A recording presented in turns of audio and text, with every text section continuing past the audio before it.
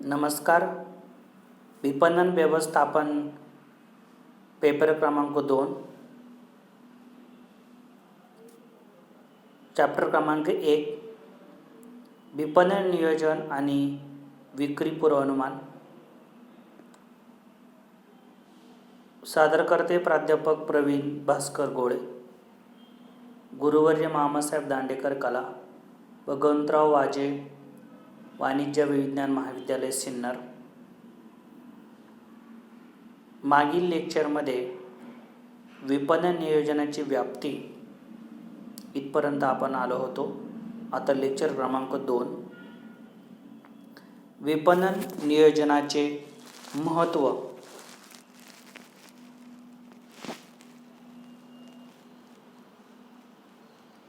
पहिलं महत्त्व आहे विपणन विभागासाठी धोरणे आणि उद्दिष्टे तयार करणे. कुठल्याही व्यवसायामध्ये अनेक प्रकारचे विभाग असतात. यामध्ये विपणन विभाग हा देखील एक महत्त्वाचा विभाग असतो.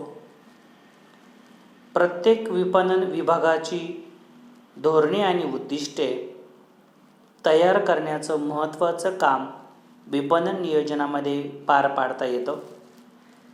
जोपर्यंत विपणन नियोजनाची उद्दिष्टे निश्चित केली जात नाही, धोरणे विकसित केली जात नाही, तोपर्यंत परिणामकारक विपणन जी प्रक्रिया आहे ही तयार होत नाही. याचाच अर्थ विपणन नियोजनाच्या माध्यमातून विपणन विभागासाठी विभिन्न प्रकारची धोरणं आणि उद्दिष्ट तयार करणं हे विपणनाचं महत्त्वाचं जे कार्य जे आहे यामध्ये पार पाडलं जातं. विपणन नियोजनाचं दुसरं महत्त्व आपल्यासमोर आहे विपणन आराखडा तयार करणं. विपणन आराखडा उद्दिष्टे आणि धोरणे ठरवण्यासाठी विपणनकर्त्यांना मदत करत असतात. कुठलंही कार्य करण्या अगोदर त्याचा आराखडा तयार केला जातो. त्याच पद्धतीनं विपणन नियोजनाच्या माध्यमातून विपणनाचा आराखडा तयार करण्यासाठी विपणन नियोजनाची मदत विपणनकर्ते म्हणजेच व्यावसायिक या ठिकाणी करून घेत असतात. तिसरं महत्त्व आहे परिणामकारक विपणन निर्णय घेणे. कुठलाही निर्णय हा पद्धतशीरपणे व काळजीपूर्वक जर घेतला तर बऱ्याच वेळा आणि प्रसंगी नियोजनकर्त्यास विपणन नियोजन करताना विविध निर्णय या ठिकाणी घ्यावे लागतात. उदाहरणार्थ उत्पादकास जर नवीन वस्तू बाजारपेठेमध्ये आणायची असेल तर त्याला नवीन उत्पादनाची रचना तयार करण्याचा निर्णय घ्यावा लागतो.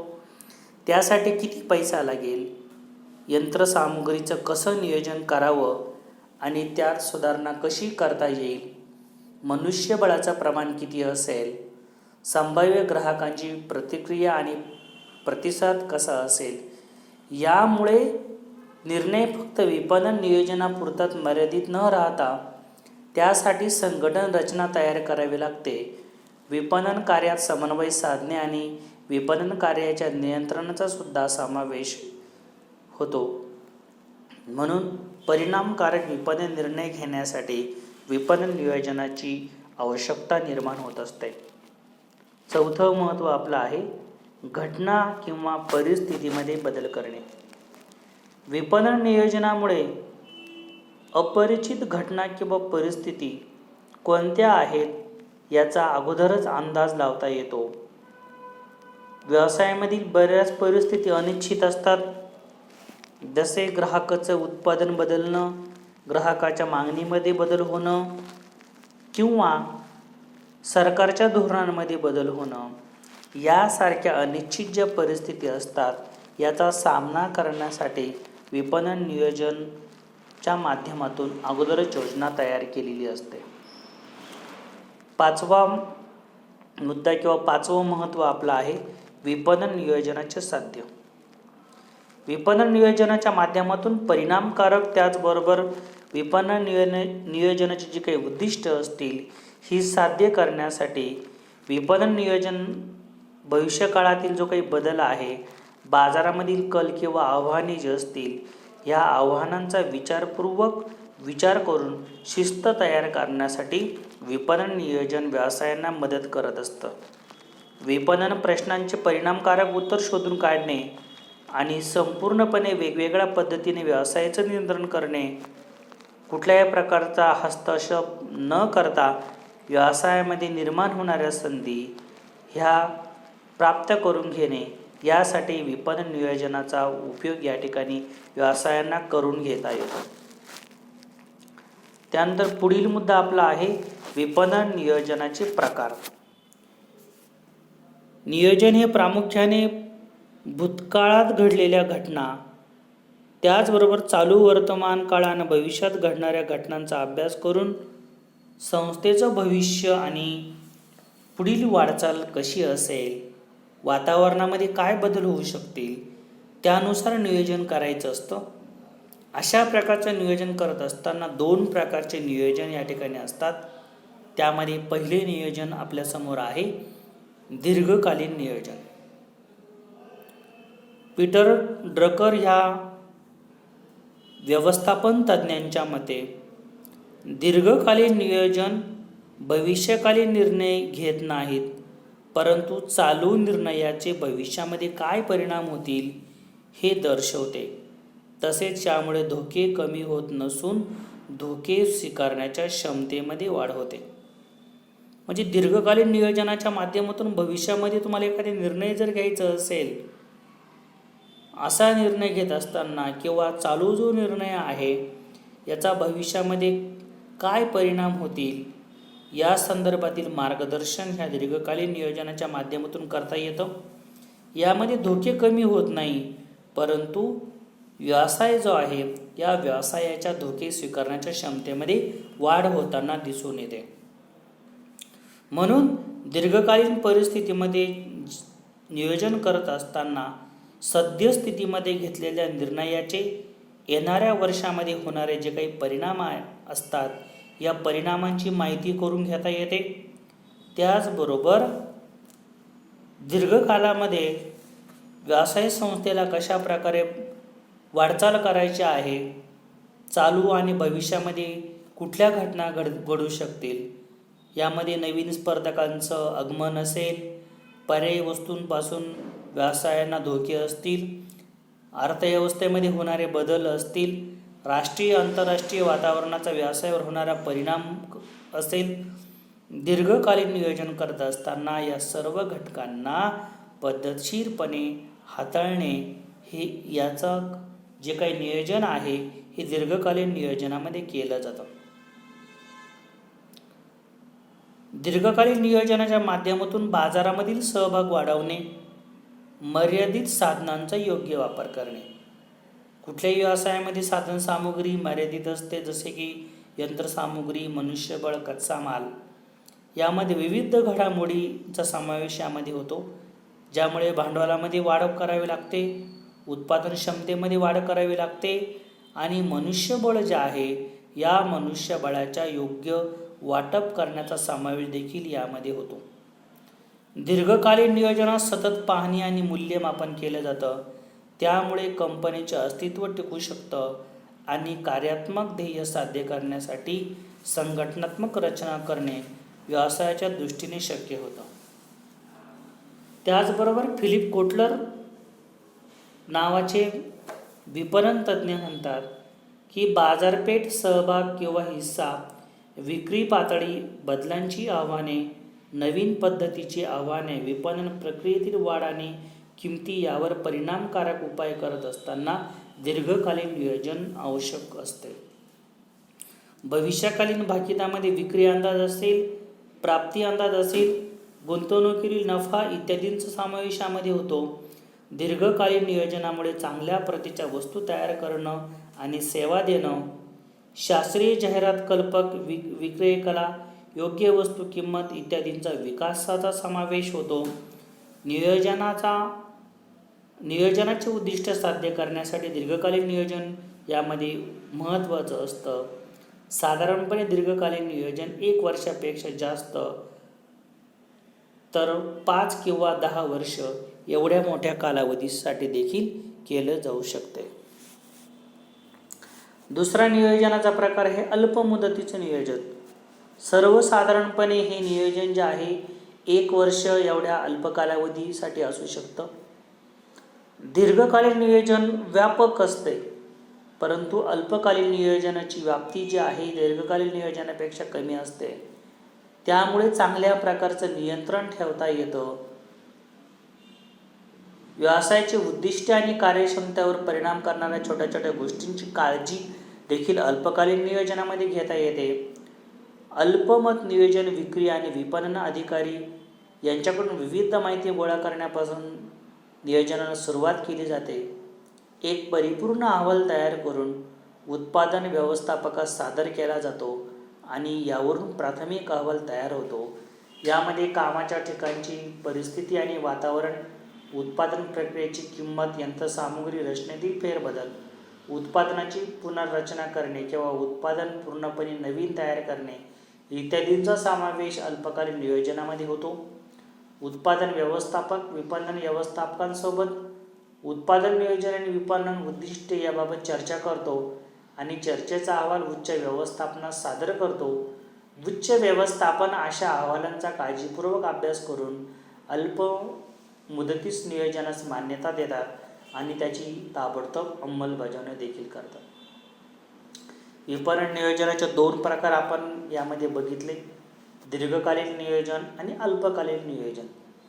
दीर्घकालीन नियोजनामधील ध्येय, धोरणे, उद्दिष्टे हे मोठ्या कालावधीसाठी असतात. हा कालावधी 1 वर्षापासून ते 10 वर्षापासून पर्यंत असू शकतो.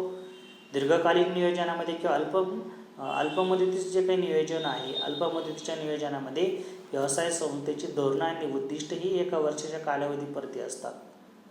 पुढचा आपला मुद्दा नवीन आहे, विपणन नियोजनाचे घटक. व्यवसाय संस्था जे काही विपणन नियोजन तयार करते यामध्ये कुठले कुठले घटक असतात हे आपण बघणार आहोत. पहिला घटक आहे उद्दिष्ट. विपणन नियोजन करत असताना उद्दिष्टांची रचना व आखणी केली जाते. विपणन नियोजनामधली ही सर्वात प्रमुख पायरी आहे. आपल्या जीवनामध्ये देखील उद्दिष्ट ठरवणं हा एक यशस्वी जीवनाचा पाया आहे. आपण सर्व विद्यार्थी BComच्या शेवटच्या वर्षाला आहात. यामध्ये आपण जेव्हा FYला ॲडमिशन घेतले तेव्हाच आपलं उद्दिष्ट ठरवलं असेल की मला काय करायचं आहे, BCom करून मला काय फायदा होणार आहे, यासाठी माझी उद्दिष्ट काय आहेत, तेव्हाच आपण या फॅकल्टीकडे आलेला असाल. त्याच पद्धतीनं कुठलाही व्यवसाय जो असेल या व्यवसायाची उद्दिष्ट ठरवणं हा विपणन नियोजनाचा महत्त्वाचा घटक आहे. दुसरा घटक आहे पूर्व अंदाजन. याला आपण फॉरकास्टिंग असं सुद्धा आपण या ठिकाणी म्हणतो. कुठलाही निर्णय घेण्यासाठी आपण पूर्व अंदाज जो आहे या ठिकाणी बांधत असतो. याचाच अर्थ पूर्व अंदाज म्हणजे ज्या मागील घडलेल्या ज्या घटना आहेत या घटकांच्या आधारे भविष्यकालीन जो काही निर्णय आहे हा निर्णय घेणं किंवा आराखडा तयार करणं याला आपण पूर्व अंदाज असं आपण म्हणतो. म्हणजे कोणतेही काम करत असताना पूर्व अंदाजनाला महत्त्व आहे. जसे की एखाद्या विद्यार्थ्याला मोबाईल घ्यायचा आहे तर तो विद्यार्थी अगोदर काय करतो, कुठेतरी आपल्या मित्र नातेवाईकांकडे चौकशी करतो की मला ह्या कंपनीचा मोबाईल घ्यायचा आहे, तर कुठल्या कंपनीचा मोबाईल चांगला आहे आणि ह्या सदर कंपनीचा मोबाईल कोणी वापरलेला आहे का. म्हणजे ज्या लोकांनी वापर केलेला आहे त्यांचा पूर्व अंदाज घेऊनच आपण निर्णय घेत असतो. तसंच विपणन नियोजनामध्ये भविष्यकाळामध्ये जर काही निर्णय घ्यायचे असतील तर हा भविष्यकाळातील निर्णय घेण्यासाठी मागील घडलेल्या घटनांचा अंदाज यामध्ये केला जातो. तिसरा घटक आपला आहे कार्यपद्धती. प्रत्यक्ष विपणन कृतीची जी काही अंमलबजावणी केली जाते या अंमलबजावणी करण्याकरता कार्यपद्धतीद्वारे मार्गदर्शनपर सूचना केल्या जातात. ही विपणन नियोजनाच्या माध्यमातून जे विभिन्न प्रकारचे कार्य असतात, विभिन्न प्रकारच्या कार्यपद्धती ठरवल्या जातात. या कार्यपद्धती तयार करत असताना त्याची अंमलबजावणी करत असताना मार्गदर्शनपर सूचना या ठिकाणी सुचवल्या जातात. म्हणजे याचाच अर्थ विपणन नियोजनाच्या माध्यमातून जी काही धोरणे आपण ठरवलेली आहे, जी काही कार्यपद्धती आपण ठरवलेली आहे, तिची अंमलबजावणी कशा प्रकारे करावी या माध्यमातून विपणन नियोजनाचा जो घटक आहे याचा जो काही पाठपुरावा आहे हा यामध्ये केला जातो. चौथा घटक आहे आपला धोरणे. उद्योग व्यवसाय संस्थेचे उद्दिष्ट प्राप्त करण्यासाठी विपणन नियोजनाची धोरणे ही मार्गदर्शक असतात. या धोरणांचे वर्गीकरण हे सामान्य धोरणे आणि मूलभूत धोरणे, विभागीय धोरणे यामध्ये केले जातं. म्हणजे उद्दिष्टे ठरवत असताना उद्दिष्टे परिणामकारक करण्यासाठी अनेक प्रकारची धोरणे, ज्याला आपण पॉलिसीज आपण म्हणतो, या पॉलिसीज या ठिकाणी ठरवण्याचं काम हे विपणन नियोजनामध्ये केलं जातं. शेवटचा घटक आपला आहे 6 नंबरचा वेळापत्रक. वेळापत्रकाद्वारे विपणनाची नेमकी कोणती कृती कोणत्या वेळेत करायची हे यामध्ये ठरवलं जातं. जसं की परीक्षा होणार आहे असं जर विद्यार्थ्यांना समजलं तर त्यांच्यासमोर पहिला प्रश्न येतो, परीक्षा कधी सुरू होईल व तिचं वेळापत्रक कसं असेल. म्हणजेच विपणन नियोजनामध्ये विभिन्न उद्दिष्टे व धोरणे पूर्ण करण्यासाठी आराखडा बनवत असताना त्याचं एक पद्धतशीरपणे वेळापत्रक या ठिकाणी तयार केलं जातं. म्हणजे वेळापत्रक हा देखील विपणन नियोजनासाठी अत्यंत महत्त्वाचा घटक या ठिकाणी आहे. यानंतर पुढील आपला जो टॉपिक आहे विपणन नियोजनाची प्रक्रिया. विपणन नियोजन करत असताना कोणत्या पायऱ्या आहेत किंवा विपणन नियोजनाची प्रक्रिया कशा प्रकारे चालते हे या टॉपिकच्या माध्यमातून आपण शिकणार आहोत. नियोजन हा आधुनिक व्यवसाय संघटनेच्या दैनंदिन कामकाजाचा अविभाज्य घटक आहे. कुठलेही कार्य करत असताना त्याचं नियोजन अगोदर करावं लागतं. आपण अगोदर बघितल्याप्रमाणे नियोजन ही सर्वसमावेशक व व्यापक संकल्पना आहे. विपणन नियोजन हा व्यवसायाच्या नियोजनाचा एक भाग आहे. त्याचबरोबर ही एक व्यवस्थापकीय प्रक्रिया आहे. याचाच अर्थ विपणन नियोजन करत असताना व्यवस्थापन जे आहे यांच्या माध्यमातून विपणन नियोजन केलं जातं. त्याचबरोबर व्यवसायाचे उद्दिष्टे, संसाधने आणि बाजारातील बदलत्या संधी यांचा विकास आणि दृढ संबंध निर्माण करण्याचं कार्य देखील विपणन नियोजनामध्ये केलं जातं. विपणन नियोजनाचा प्रमुख उद्देश हा उत्पादनामध्ये वाढ घडवून आणणं व उत्पादनास योग्य प्रकारचा आकार देऊन ठरवलेले उद्दिष्ट साध्य करणे हा असतो. त्यामुळे व्यवसायामध्ये स्थैर्य प्राप्त होतं. त्याचबरोबर व्यवसायाचा विकास आणि विस्तार देखील घडून येतो. विपणन नियोजन प्रक्रियेत निश्चित टप्पे आहेत. प्रत्येक टप्प्यास किंवा पायरीस त्यांचे स्वतःचे महत्त्व आणि गुणधर्म आहेत. त्यामुळे नियोजनकर्त्यांनी प्रत्येक टप्प्यावर आपलं लक्ष जे आहे हे केंद्रित करणं आवश्यक आहे. पहिला टप्पा आहे विपणन संधीचे पद्धतशीरपणे मूल्यमापन करणं. विपणन संधीचे विश्लेषण करत असताना अंतिम लक्ष्य बाजारपेठ, योजना विकास, विपणन नियोजन कार्यक्रम आणि संघटन, अंमलबजावणी आणि विपणन प्रक्रियेवर नियंत्रण ठेवणे याचा विपणन प्रक्रियेमध्ये समावेश होतो. विपणन प्रक्रियेमध्ये कुठल्या गोष्टींचा समावेश होतो ते पुन्हा एकदा आपण बघूया. विपणन संधीचे विश्लेषण, अंतिम लक्ष्य बाजारपेठ, योजना विकास, विपणन नियोजन कार्यक्रम आणि संघटन, अंमलबजावणी आणि विपणन प्रक्रियेवर नियंत्रण ठेवणे याचा विपणन प्रक्रियेमध्ये समावेश होतो.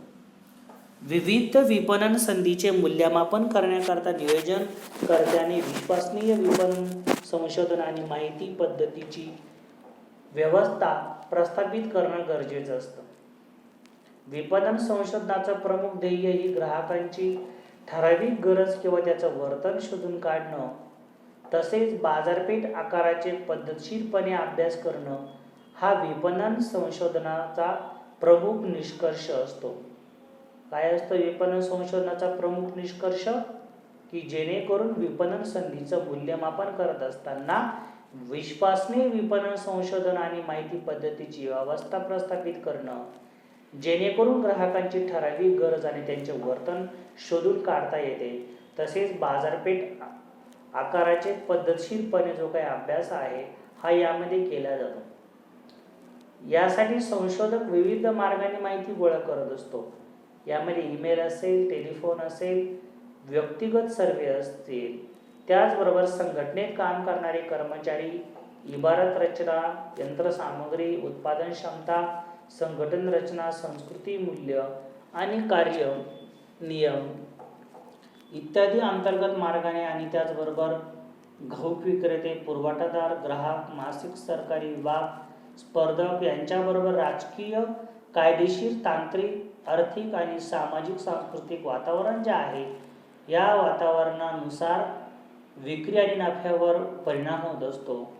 या बाह्य घटकांद्वारे गोळा केलेली जी काही माहिती असेल याचे जे काही यश अपयश आहे हे विपणन आराखड्यावर परिणाम करत असते.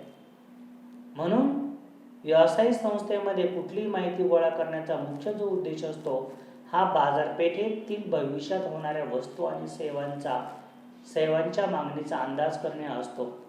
व्यापाऱ्याने ग्राहक बाजारपेठेचा अभ्यास करत असताना ग्राहकांची वस्तू खरेदीची क्षमता, फॅशनमधील बदल, आवडीनिवडी, प्रतिसाद आणि जीवनशैली याचा विचार करावा. त्याप्रमाणे त्यांनी खालील जी काही प्रश्न आहेत याच्या प्रश्नाचं उत्तर शोधण्याचा प्रयत्न करावा.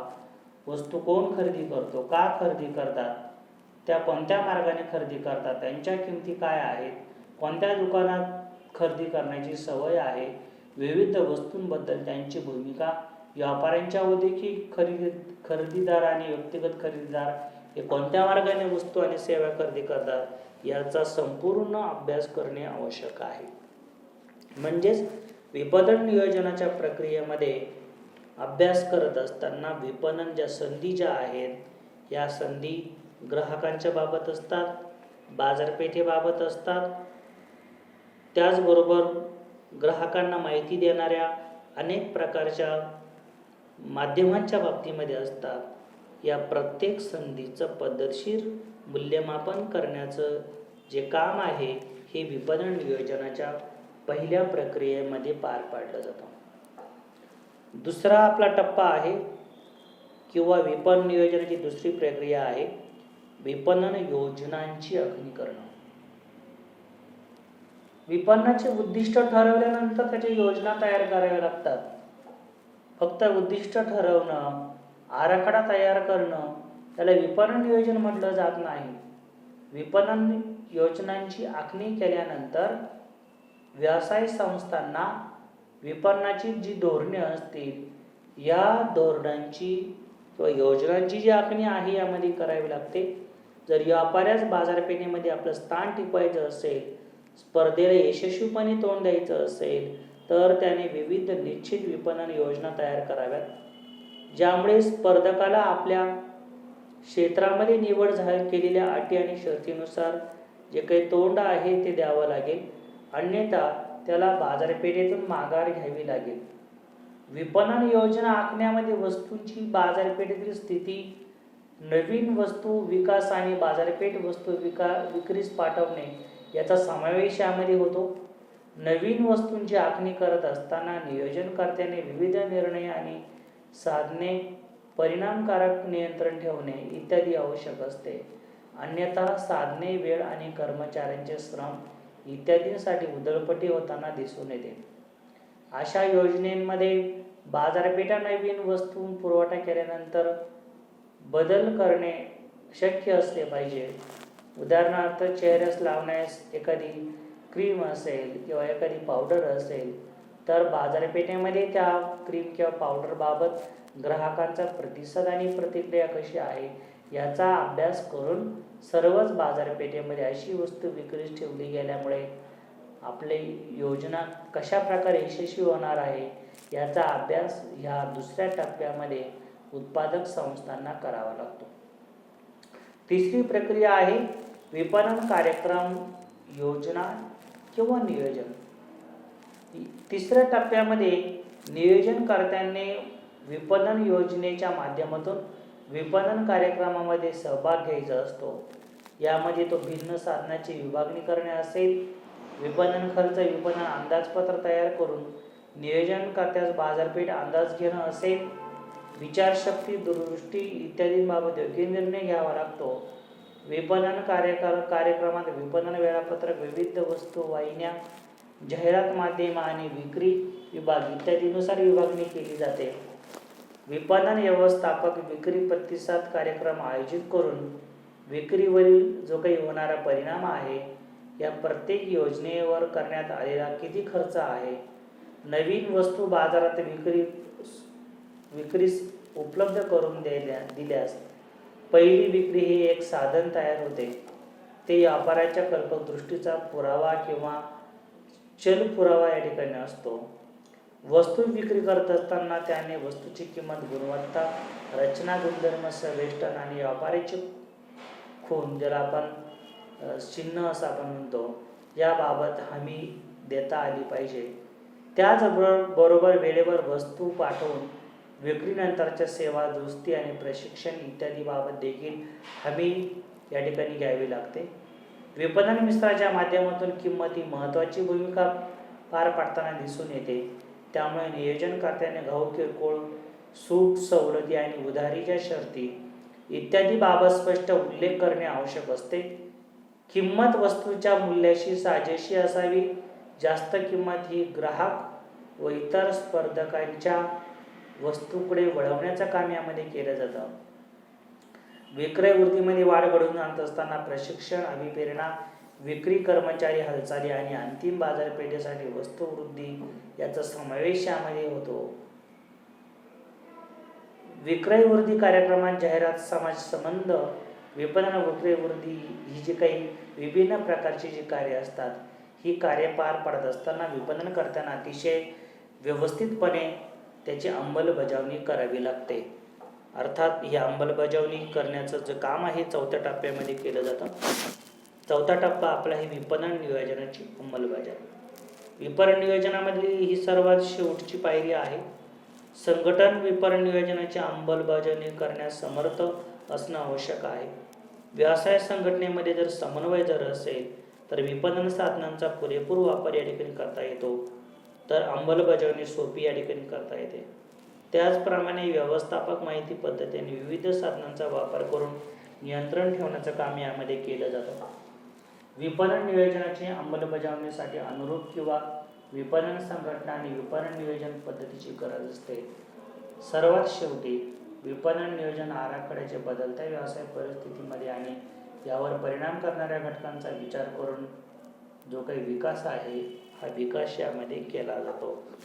यानंतर पुढील भाग आपण पुढील लेक्चरमध्ये बघणार आहोत. धन्यवाद.